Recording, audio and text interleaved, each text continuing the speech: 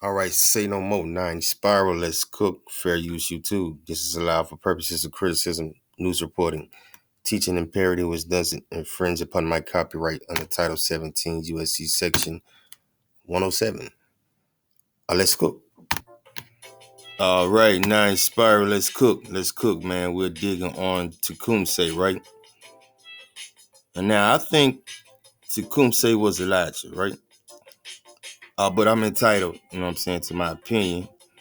But let me try to build a case. But starting off, man, I found these links, man, and the hijack is real. All right, so here it says, hold up.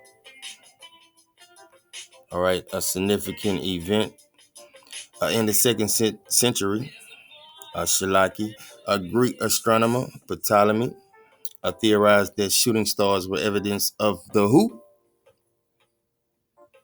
Okay, and so all we do is just connect the dots, right, and replace the rightful meaning. And so we're just talking angels, all right? Dragons, angels, meteors, same shit. Prying open the cosmic realms to peer down at Earth. This is one possible origin of the tradition of wishing upon shooting stars. All right. People believe that if the gods were looking down at the earth at that time, they would be more likely to hear and grant their wishes. Now, I doubt that. That sounds like hijack. All right. There are many other cultural beliefs about the significance of shooting stars. All right.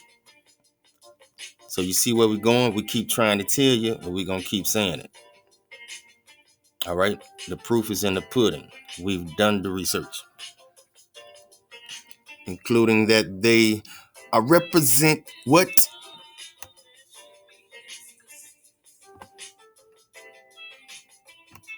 All right. Human souls, right? Because we're just talking dragon, right? A shooting star, but also a person. Huh? Shalaki, human souls and or other than human spirits moving between the cosmic realms, right? Or the Shamaim. All right. Those meteor showers and things like that, you guys, those are just angels that are doing their job. All right. They're just doing their job.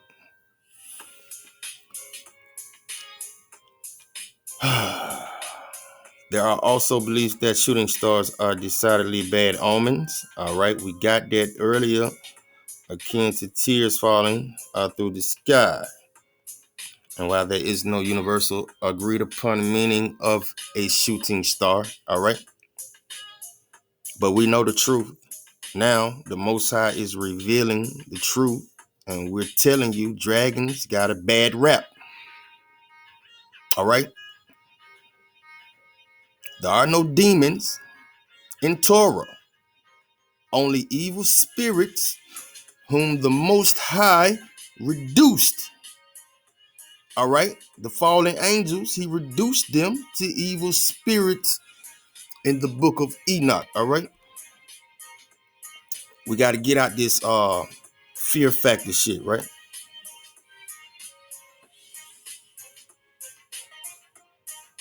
And generally find shooting stars to be significant events.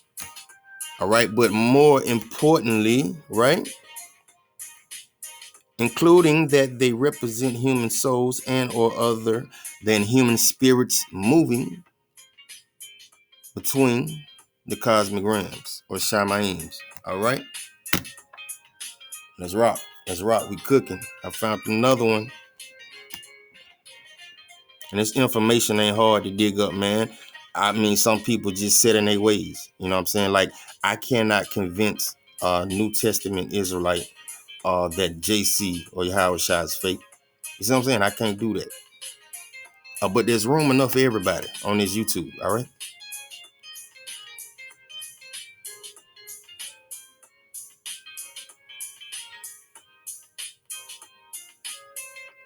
All right, let's get this right here. The Greek and Romans believed that the appearance of comets, meteors, and meteor showers were potentious. Okay. There were signs that something good or bad had happened or was about to happen. Keep trying to tell you. I got a video coming up on Mexico. Every time you see these meteors, when they look like they splitting up, but they really not. All right. We just talking the Voltron effect, right?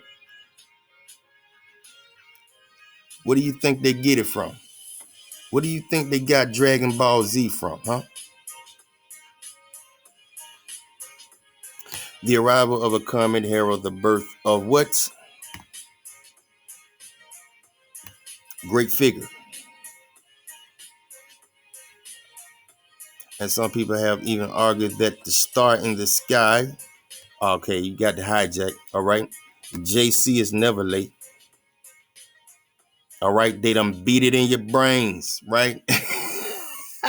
This is their only hope. That's why he was created. All right, you did. Let's rock. Let's rock. We cooking, man. We cooking Tecumseh, man. I believe Tecumseh was Elijah. All right. Watch me work. All right. We're just talking Tecumseh, right? Whose name means shooting star or panther across the sky. All right. I forget what book this is. This is in we got this in a drop library. All right. I'm on Drop's page right here. I can't remember that book. But man, look here, man. Surf the wave. All right. This is what we do. All we do is connect dots to the deep historic interest expressed by His Royal Highness, the Duke of Cambridge. So we're talking Edomite, right? Duke. Concerning the Aborigines of America, may be traced. The production of this work, it led the author originally to write the what?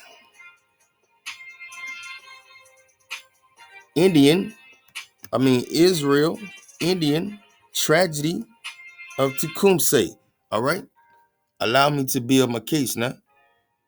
We're just talking Israelite. All right. And see, y'all thinking that the Old Testament was long time ago, and you was rocking all these rags, and that you see in the movie, and the Moses movie. Nah, man, it wasn't nothing like that. I'm telling you right now.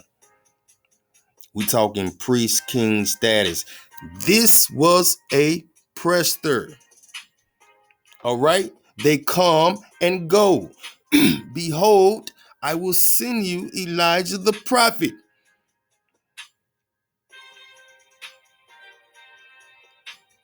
Now, Tecumseh did something very extraordinary, right?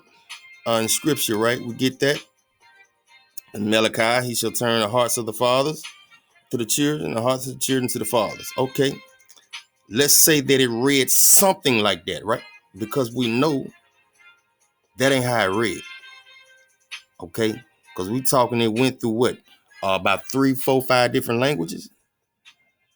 And so if we can't get it pure, and then we use what? Wisdom. But we're just talking Israel, Indian. This was a damn prester. And the last prester, in my opinion, what's next? What's next? We're going to dig on it. After Elijah come, and what's next? We're going to dig on it. All right, Khan. Oh, yes, sir, man. We cooking with the Tawab Khan drop, man. Much ahab to this brother, man. Look here, man. I remember them balcony days, man. We've been in this thing for a long time, man. Let's go. Hear me, you.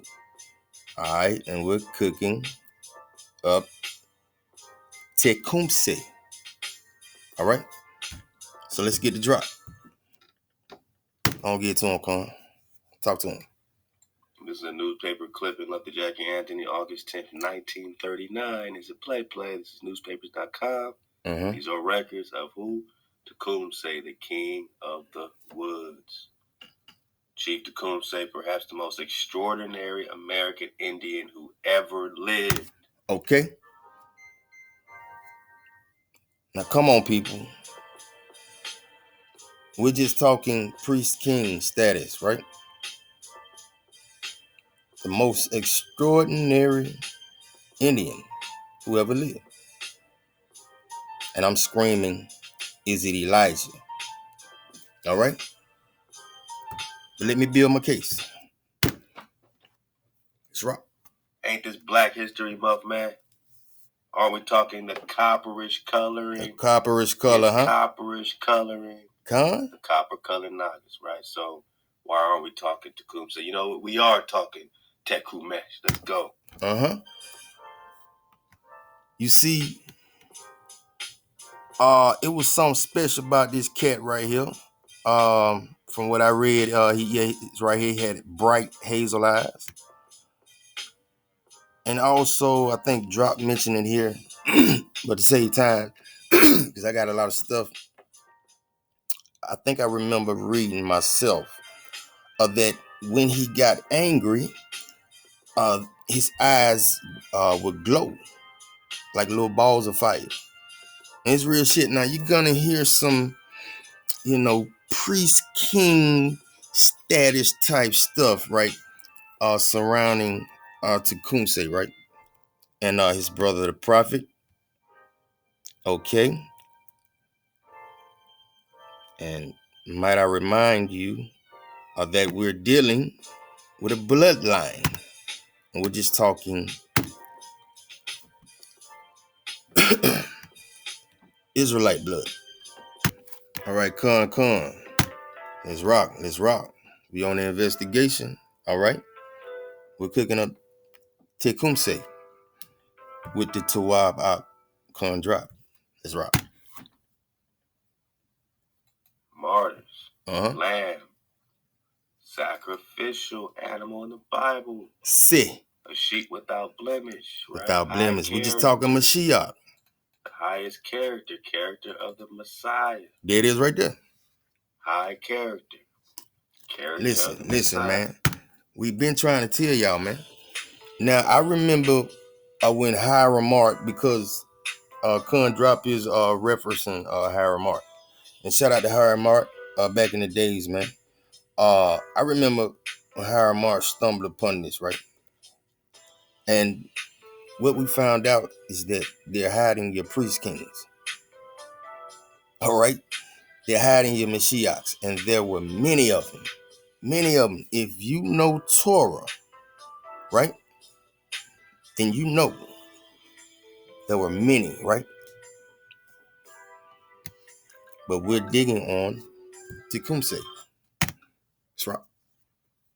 Sacrificial lamb. Say. Tecumseh. All right. Mm-hmm.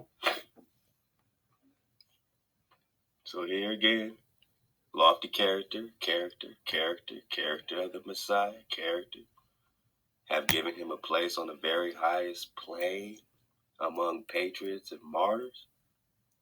Sacrificial lamb, character of the Messiah. If ever the great Hiawatha was reincarnated, it must have been in the form of Tecumseh. So even this author, Ernest Thompson, Setan, is making this parallel. Huh? All right, we're cooking. All right, Drop, let's give them a little bit of what we call the function, right? And so we're talking the function, we're just talking the prester, right? The state of, all right? The state of tottery, all right? The state of being destructive. That is the prester, right? And they turn up. And so we're talking, what is the function of a prester? What do they do, right? And it's something similar to what Elijah did. All right, let's get it. Let's rock, huh? Remember, we're just talking the one who crosses, right? Huh?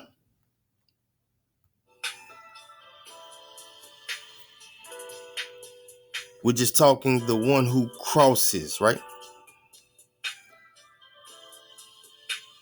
All right, here and there. All right, we're talking quantum leap. If some of y'all remember that show,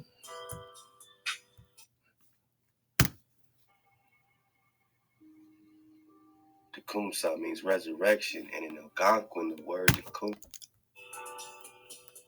resurrection, huh? Se. We're just talking Hebrew, means goes through one place to another. huh? Goes through one place to another. The one who crosses. So what do? They come and they go.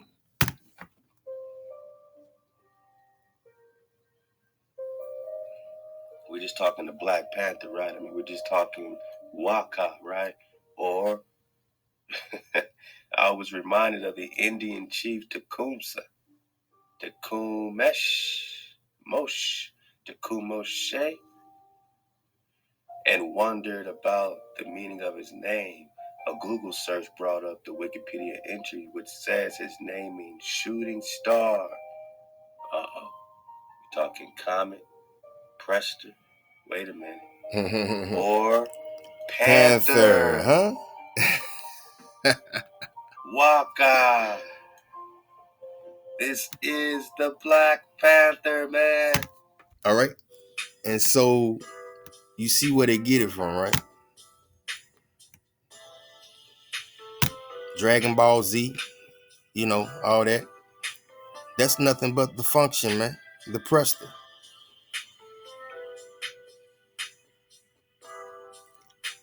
We're just talking. You are the last dragon. All right, come on. We're back. We're cooking, all right. So we got to check in with Static in the Attic, right? I remember when Static in the Attic brought this video out. It was very pivotal, right? And so we just gonna give him his props. So y'all check him out on YouTube. Static in the Attic. Let's rock. Okay, so we've got earthquakes all around the world. Uh-huh. I haven't got to the volcanoes, but let's go here. Tecumseh's Comet and the Now it's popping off now. It's popping off. And we're going to get into it. Because, supposedly, this was all caused by Tecumseh, right? And so we're going to take a deeper look into, his abilities. As some people, they saying legend or myth. But we're going to see for ourselves. Let's rock. prophecy of the Black Sun. Uh-huh. Can't make this stuff up, guys. Come on with it. So, his name ominously meant shooting star, he who walks across the sky. Tecumseh's brother, who was a religious leader known as the Prophet, had predicted a solar eclipse in 1806. So this is what we're being told, is that this prophecy of the Black Sun was a solar eclipse. You see that? Man, give me 1 second. Come on, man. All right, come. We back. We cooking. My bad. Let's pick up where we left off. All right, let's go.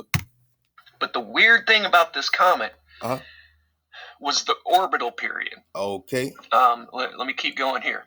This was also known as Napoleon's comet. All right. So as Napoleon marched into Russia with an army of 700,000 strong, all right, the Great Comet developed a tail 100 miles long.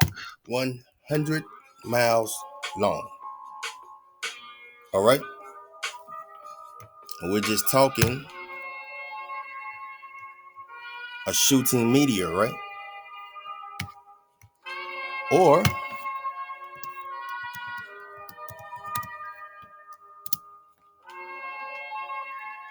a priest king. Prester. This is the function. Prester is the function to kindle or inflame. Now we ask the question, what do you think happened to Sodom and Gomorrah? Huh? But you see, this prester can also be a person. All right?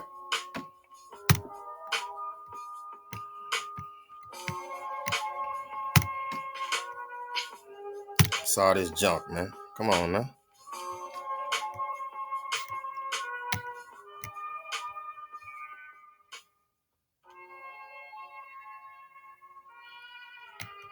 Let me check this other one right quick. There we go.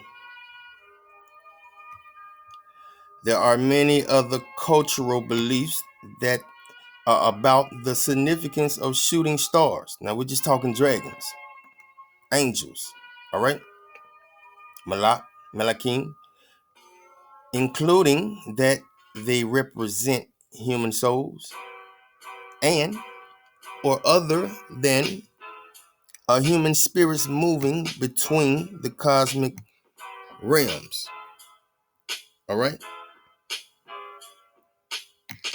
And so we're just talking Prester can also be a person. And so all we do at Drive Nation is connect dots. All right. All right. Come on back in the room. And we're rocking with Static in the attic. Following initial victories, Napoleon overextended himself. At the invasion of Moscow, he ran short of supplies, and the winter proved unforgiving. Remember that for later. All right. Hundreds of thousands have died, while the comet performed frightening acrobatics by splitting in two. So this comet is up in the sky going nuts. Oh. The comet or the dragon or the meteor, all right, or the star or the Melakim is performing frightening acrobats by splitting in two. Mr. Static in the attic said it's going nuts, right? Let's see. All right, Con, we're back. I got you now. Uh-huh.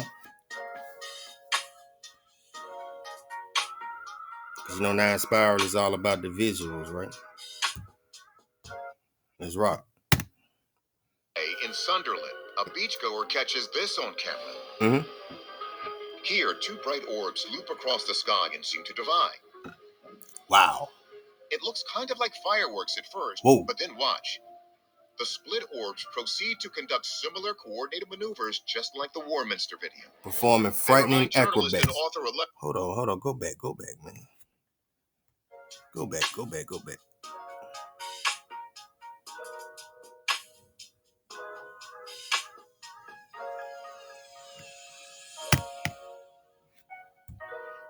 Let's rock. A beachgoer catches this on camera.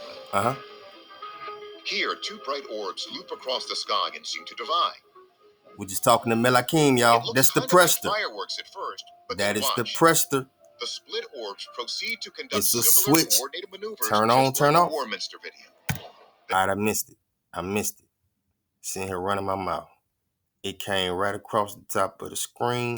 It's like a shadow, real faint, but it definitely passed through. Catches this on camera. I tell you what, we're gonna do it like this. Why not? Give me 1 second.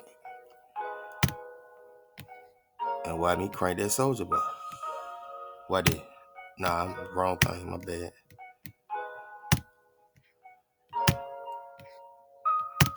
Where they got at? We're gonna mute them, because they ain't talking about shit anyway. Alright. We live, y'all. We live. We're just digging on the Dracon. You see the Prester. Switch on, switch off. This is what we've been telling you.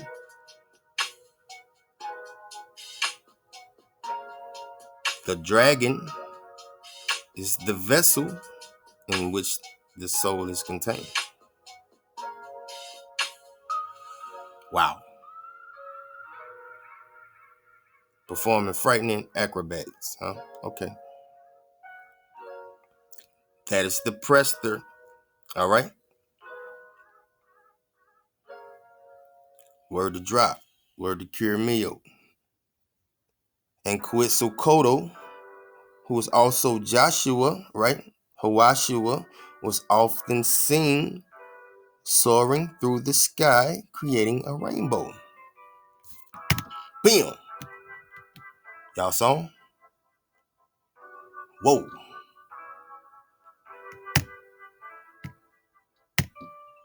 Coming right across here, y'all. All right, he's going to come right up in here. I couldn't even tell you what it was. Real faint.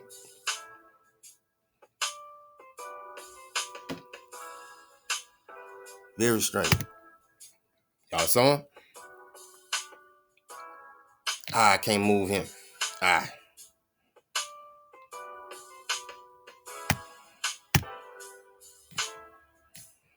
Yeah, it's flying like right here. Yeah, it's right here.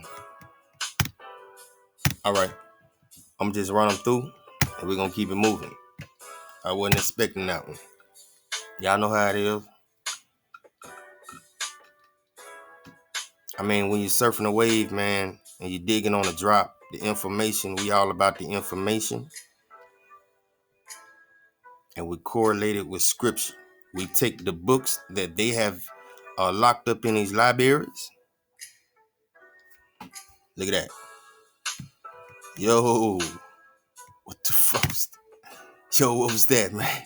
All right, it's coming up top, man. One more time. Damn. One more time, y'all. One more time. I just want y'all to get a good look at it.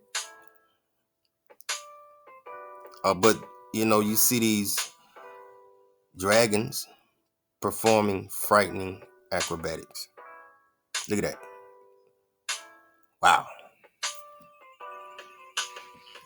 All right. All right. I wasn't expecting that one. All right, let me regroup, y'all. I'll be back in 2 and 2. All right, y'all, we're cooking. We're cooking. All right, let's go. 1 second. Uh-huh. It's not consistent with any fireworks that I'm familiar with, mainly because it's doing barrel rolls, it's leaving a lot of showering sparks. McMillan also thinks that no... It's not consistent with any fireworks that I'm familiar with, mainly because it's doing barrel rolls, it's leaving a lot of showering sparks. Uh-huh. McMillan also thinks that no secret weapon would be tested or operated over a public beach, out in the open like this. It's doing a pretty impressive show that would lead me to believe that we're not looking at classified military technology. All right. All right, so no flares. All right. Just want to point that out. He also thinks he can rule out UFOs, if only because of those... You see that? What's next? We're talking meteors. Dragons. odd sparks. I'm unfamiliar with anybody who has seen any UFOs showering sparks and doing barrel rolls. In recent years, China has used elaborate drone swarms to create synchronized displays. Could this... All right.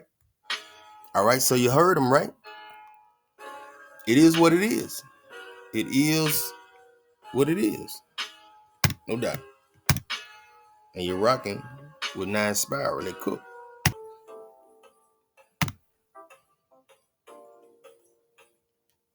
Uh-huh.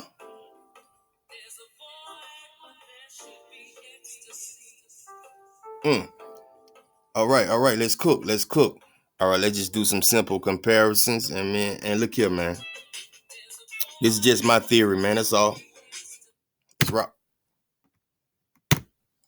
Upon Elijah's birth, his father had a vision of angels swaddling the infant in flames and feeding him fire. This foreshadowed Elijah's future role as prophet, one who speaks for God. As when he cast down fire upon the earth and spoke words that burned like a lamp. His experience on mountains took him from Carmel to Sinai to Tabor. All right. Likewise, seeing him rise through faith, zeal, and ascetic labor, even to the heights of heaven. Yet, as St. James reminds us, Talk to me. Elijah was of like a nature to ours, and could be overcome with fear and despondency. Fear and despondency, huh? Now we're just doing some simple comparisons, that's all.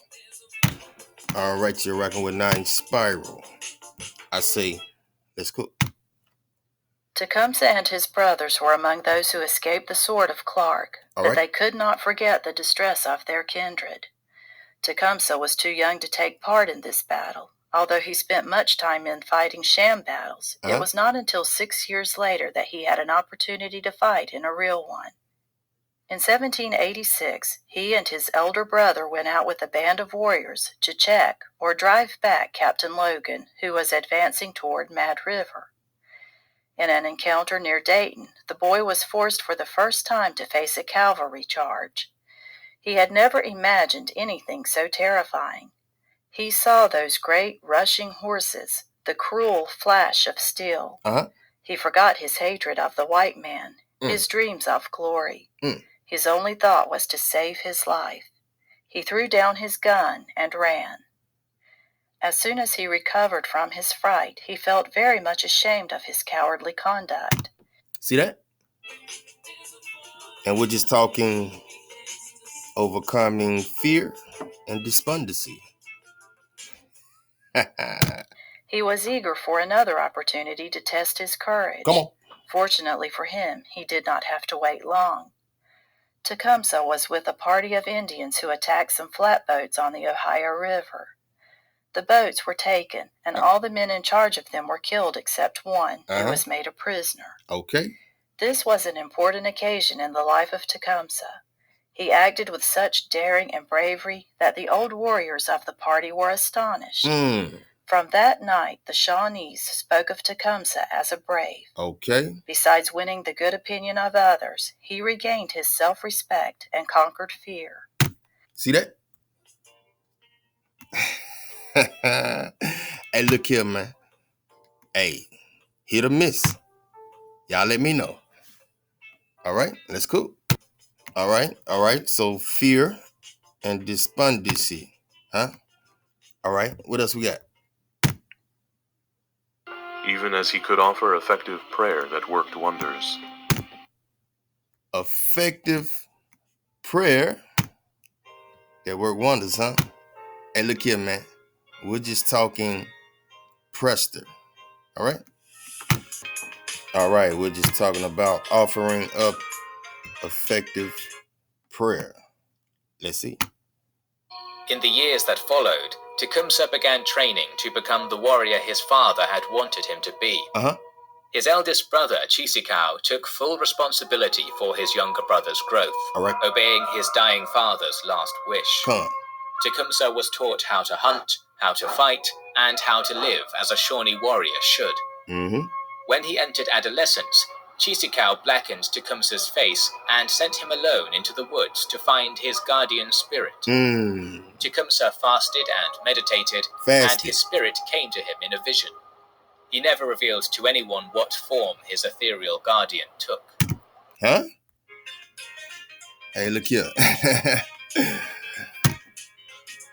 Hey, hit or miss. I'm just saying, could this be Elijah? All right, we're digging on Tecumseh, man. We're cooking, man. Hey, look here, man. he once slew 16 buffaloes with one bow and arrow and one spear. All right? That's Prester. That's Rock. Tecumseh had grown to be one of the most princely red men we know anything about. Huh? One of the most princely. And we're just talking priest king, huh? His appearance was dignified and pleasing. Mm-hmm. Colonel W.S. Hatch gave the following picturesque description of him. Okay, Colonel. His height was about 5 feet 9 inches. All right. His face oval rather than angular. Mm-hmm. His mouth beautifully formed like that of Napoleon I, as represented in his portraits. His eyes clear, transparent hazel, with a mild, pleasant expression when in repose or in conversation. All right. But when excited in his orations or by the enthusiasm of conflict, or when in anger, they appeared like balls of fire. His teeth... They appeared like balls of fire, huh? And we're just talking Prester. Teeth beautifully white, and his complexion more of a light brown or tan than red. All right. So he was a yellow neck, a naga. Was it one of those light-skinned cousins? His whole tribe, as well as their kindred, the Ottawas, had light complexions. His arms and hands were finely formed, his limbs straight. He always stood very erect and walked with a brisk, elastic, vigorous step. He invariably dressed in Indian tanned buckskin. A perfectly well-fitting hunting frock descending to the knee was over his underclothes of the same material. The usual cape with finish of leather fringe about the neck. Leather fringes about the neck, huh? And we're just talking an Israelite. All right, now picture Elijah, all right, going at it with the prophets of Baal, right? That zeal, all right? Remember that zeal that Elijah had, right? That's Rock. In August of 1810, Tecumseh met with Harrison face to face outside the governor's colonial estate, and the two engaged in a heated parley. Tecumseh insisted that native land could not be bought or sold, unless done so collectively by all the tribes acting as one. Right. And we're just talking 12 tribes of Israel, right? Because we do understand that Shemslak, right, Amaru Khan, is sacred ground. That's right. That's right. And that the land ceded to the Americans in the recent treaties still rightfully belonged to the natives. Harrison replied that individual tribes were free to make treaties with the United States, but Tecumseh's confederacy was not recognized, nor did the local tribes welcome his interference in their affairs. Shit? The back-and-forth debate inspired a passionate reply from Tecumseh and his most iconic quote. Right. Sell a country? Why not sell the air, the great sea, as well as the earth? Come. Did not the Great Spirit make them all for the use of his children? Hurrah. Tensions soon grew between the two parties. Right. Harrison was quick to point out that the Shawnee themselves had taken land from the Miamis, so what right had they to dictate the affairs of other tribes? If the tribes who you think, man? Who this nigga? Hold on, who you supposed to be, Harrison? Nigga, who you supposed to be? Huh? Who you is? You nobody. You nobody. All right, let's go. All one nation, as Tecumseh claimed. Why did the Great Spirit not have them all speak one language? Right. Tecumseh lost his temper, declaring that everything Harrison said was a lie, and that the Americans had cheated the native peoples. Come. He brandished his tomahawk at the governor, prompting Harrison to draw his saber and point it at Tecumseh. What you want to do, Harrison? A tense standoff ensued, but neither side attacked. Harrison brought the meeting to an end, and demanded Tecumseh and his followers leave. Could y'all please Leave my premises. Hey, boy, look here, boy. You messing with a priest king, boy. Huh? All right. Look here, man. We cooking, man. The second coming of Tecumseh, man. This is best conspiracy documentaries. You know what I'm saying? I always like to show, you know what I'm saying, where I'm getting it from so you can take a look at it yourself. But nonetheless, man, look here. We're going to get the drop, man. The prophecy of the second coming of Tecumseh. Tecumseh was a Shawnee, and he was from the Panther tribe. Mm-hmm. And he was a prophet, which is a messenger. People need to understand what a prophet is. A prophet is a messenger. So, all right. You see that? Look here, man. We can't make this shit up, man. Oh, man. Look here, man. Hawaii. That's right. That they should go back to their old ways instead of using metals and, use the sticks and the stones and do the things they used to do. All right. Now that's Hebrew. But the Tecumseh came from a spiritual family, and the Shawnee were known as the most spiritual of the tribes. They had an oral tradition that they actually came to this continent by crossing waters upon dry sand. So you can look at that. Might have been some of the history of Moses coming across the Red Sea on dry land, but that's all right. I'm not gonna act like I didn't hear that. I don't know where that came from. To be honest with you. All right, we're gonna keep it moving. Was the Shawnee story that they was on the East Coast, and that's how they arrived, by walking across dry sand. So that, and you combine all the other artifacts that they're finding that shows that the Hebrews were here, then you get an understanding that these tribes were special, but the Shawnee and the Cherokee were known as the ones who had the most closest relationship to, as far as being Hebrew, using the name of Yah as their God. Huh?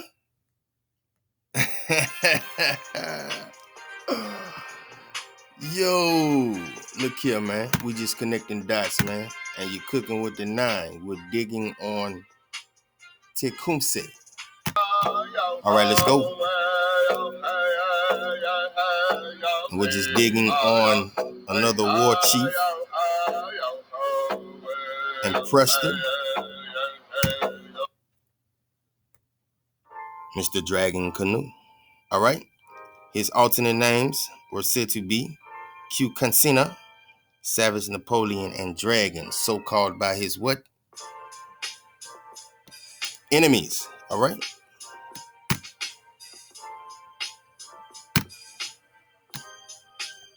But look it up.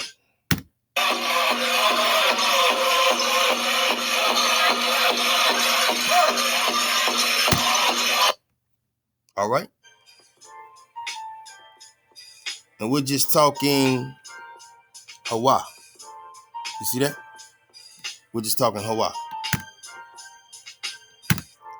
Could this have been Elijah? That's all I'm asking. All right, you're cooking with 9 Spiral. All right, so let's see the function, right? At play. Let's get a glimpse at what the function is. All right, we're just talking the Prester.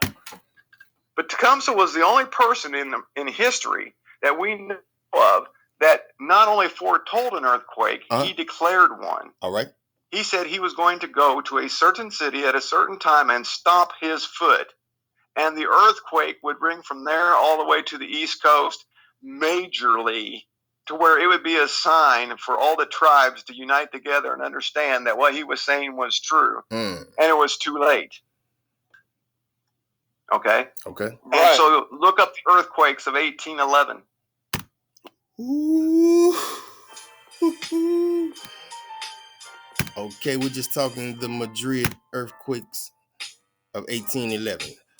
Followed by a big ass dragon or comet in the sky. Let's go. All right, send them over. We're rocking, we're cooking, y'all. And we're just gonna dig on the Madrid earthquakes, man, in 1811, 1812, man. And what I want to do, what I'm attempting to do is show you how crucial this event was, right? And we're just going to get a glimpse at what the function is, all right? The Prester, okay? Okay, I'm telling you straight up right now, they ain't playing no games, man. All right? Now, it's going to come upon a day when you just going to stop seeing them streak across the sky or fly across the sky, right? They're going to start what? Descending, all right? And the stars shall fall. Come on now. We're talking judgment. Let's go.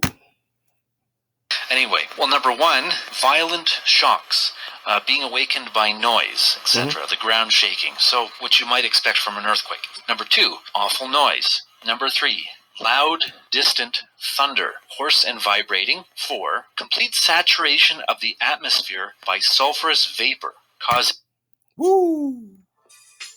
Now that one is interesting. Complete saturation of the atmosphere by sulfurous vapor, causing total darkness. Air was thick with something like smoke. And I read this account over and over, different accounts. All right? Causing total darkness, and the air was thick with something like smoke. Now that one stands out to me, and I don't know if I'll remember to cover it, but I don't know. If you're listening to this, does that sound like something that is typical of an earthquake? Sulfurous vapor causing total darkness? Just saying. Anyway, I won't dwell on it. Next point, dreadful rapids on the Mississippi River. Number 6, destruction, which comes in the way of homes, chimneys being knocked over, glass shattered in homes, trees being fallen over. That's point 7. Okay. Number 8, there was lightning involved in these quakes. The ground rose and fell. Wow. That's my point 9. And number 10, the Mississippi foamed and boiled like a cauldron. Huh? Look here, man. We're just talking Prester, right? That is the function, right? All right. A meteor can be a dragon, or a dragon can be a meteor, right? Shooting star, fiery shooting meteor, right? Fiery. Prester, to inflame, to kindle. Wakada, to burn. Okay, so I hope y'all starting to get, you know what I'm saying, what we've been digging on for a long time. All right, we're talking innumerable host of the Shamains. Let's go. This is particularly during one of the accounts of the February 7th, 1812 quake. Okay, next point. The stream flowed backwards. Wow. Whether it did or whether it didn't seems to be contentious among some of the videos and things I've read. But in the least, the river was sloshing back and forth, and even in some cases creating almost types of waterfalls within the river, where maybe the ground was raising. Okay. Number 12. The earth was in a continual state of agitation. That comes from the Eliza Bryan account. Okay, number 13. This is also from the Eliza Bryan account, that the surface of hundreds of acres of land was covered in sand from fissures. All right. Can somebody say a mud flood? Yeah, man, all we do over here at Drop Nation is connect the dots, right? Let's rock. All right, let's witness the function, man. We digging on the function. Let's go. Hold up, let's rock.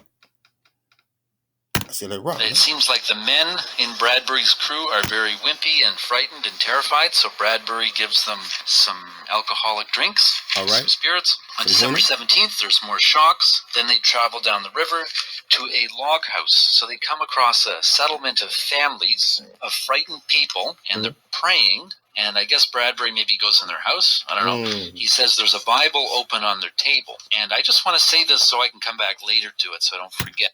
All right. Notice he said that it's scripture on the table, right? All right. All I'm saying is, man, you know, the Most High did it. But This almost sounds like the biblical verse of Acts 4, verse 31. Oh, okay, now here. Man, god damn. Man. This nigga here. Oh, hijack ass nigga. Let's see. Well, you got me fucked up. My bad. You know the hijack is never late, y'all. Let go. 209, on entering the house, I saw a Bible lying open on the table. They informed me that the greatest part of the inhabitants in the neighborhood had fled to the hills on the opposite side of the river for safety, and that during the shock, about sunrise on the 16th, a chasm had opened on the sandbar opposite the bluffs below, and on closing again, had thrown the water to the height of a tall tree. They also affirmed that the earth opened in several places back from the river. Wow. One of the men, who appeared to be considered as possessing more knowledge than the rest, entered into an explanation of the cause and attributed it to the comet that had appeared a few months before, which he described as having two horns, over one of which the earth had rolled and was now lodged betwixt them, that the shocks were occasioned by the attempts made by the earth to surmount the other horn. If this... Hey. All right. Whatever that meant, right? But we do know that there's a big ass dragon in the sky. And what we're saying is that the Most High did it. All right?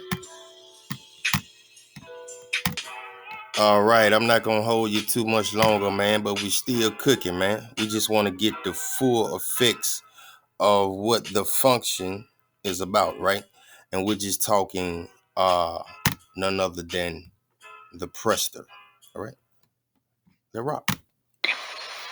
Without being too confusing, Fuller references Mitchell, who references a Dr. McBride of Pineville, South Carolina, who remarks on the electric fluid involved in the New Madrid earthquake. Comments are particular to 3 points, and I should mention this is found on page 30, I believe, of... Hold up, man. Electric fluid? All right. Fuller's book. The 3 points are as follows. 1. An uncharacteristic absence of thunderstorms during the year 1811. Wow. 2. Red clouds which darkened the water immediately preceding the New Madrid quake. Wow. 3. Unusual wintertime thunder. Moving on to page 45 and 46 of Fuller's account addresses the various New Madrid shocks, which, as noted in my previous videos, featured darkness, sulfurous vapor, and odors. Simultaneously, light flashes also appeared. Fuller is once again referenced... And y'all check them out, man. This is Lex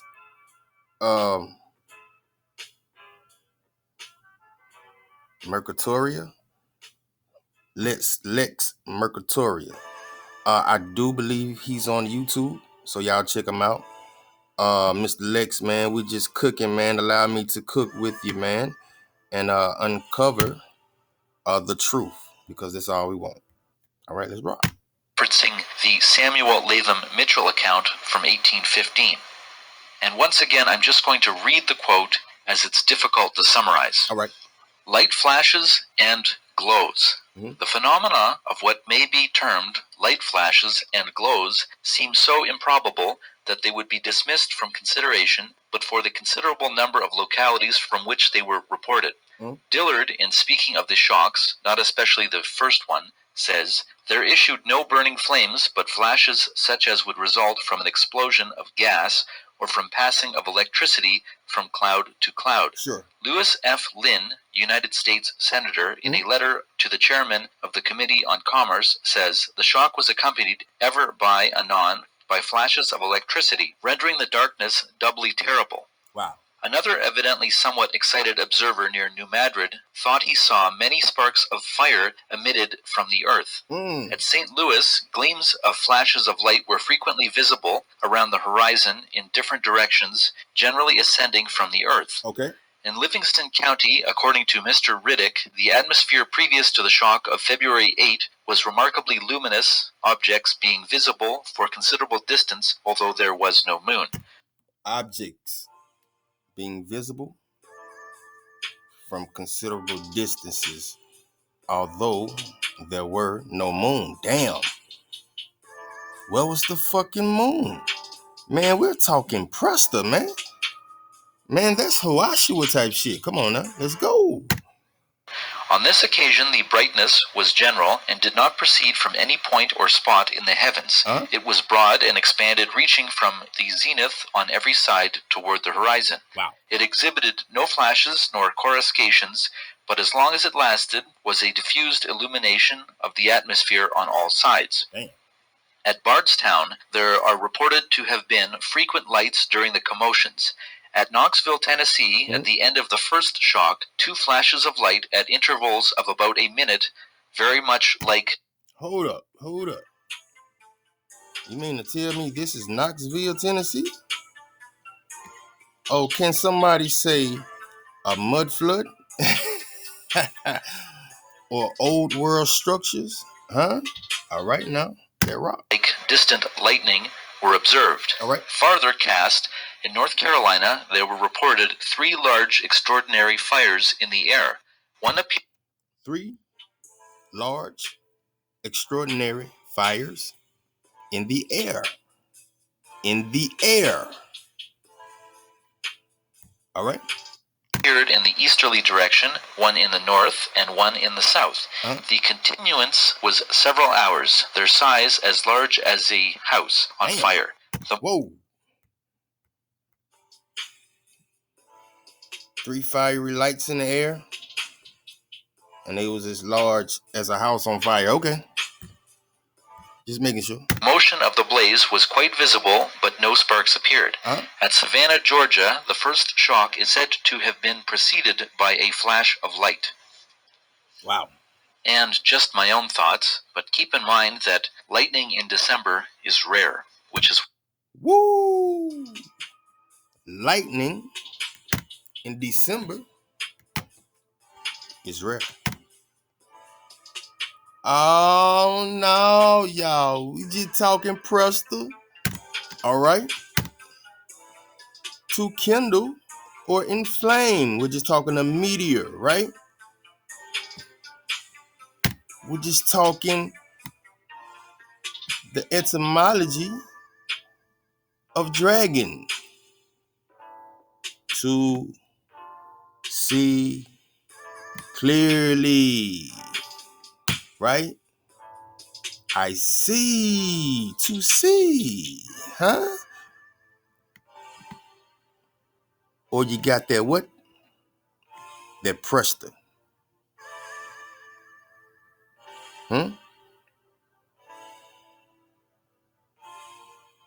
Who got the glow? Somebody put it in the comment section. Who got the glow, huh? Hey, you are the last dragon. You possess the power of glow.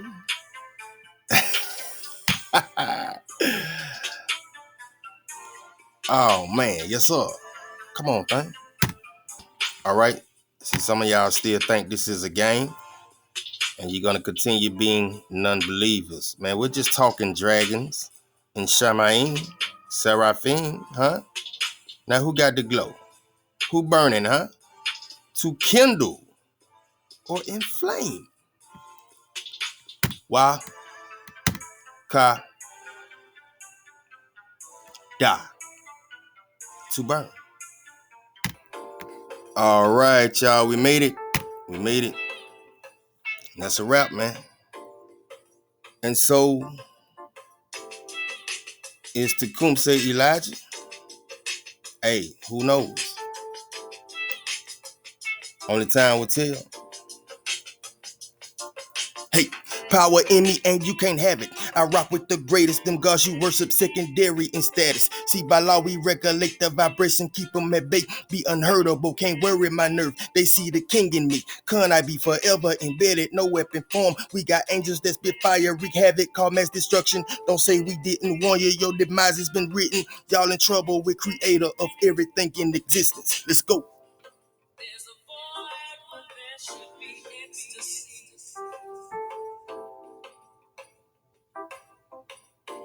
All right. There's a void where there should be ecstasy.